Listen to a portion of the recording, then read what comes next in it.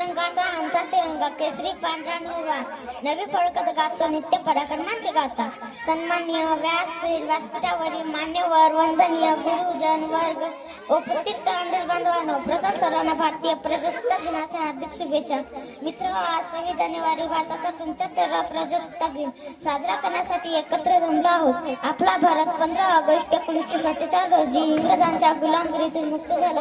यानंतर भारताचा राज्यकारभार सुरळीतपणे चालावा म्हणून 26 जानेवारी 1950 रोजी देशात संविधानाची अंमलबजावणी करण्यात आली. या दिवसापासून देशात राज्यघटना लागू झाली. भारताचे संविधान हे जगातील सर्वात मोठे लिखित संविधान आहे.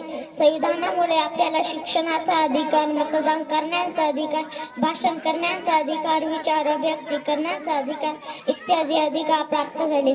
डॉक्टर बाबासाहेब आंबेडकर यांना भारतीय संविधानाचे शिल्पकार म्हणतात.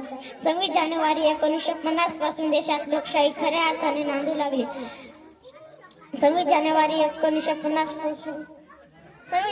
हा भारताचा एक राष्ट्रीय सण आहे. हा सण आपल्याला प्रजासत्ताक दिनाचे महत्त्व पटवून देतो.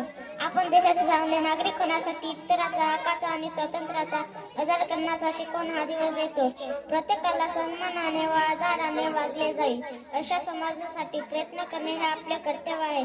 एवढे बोलून मी माझे 2 शब्द संपविते.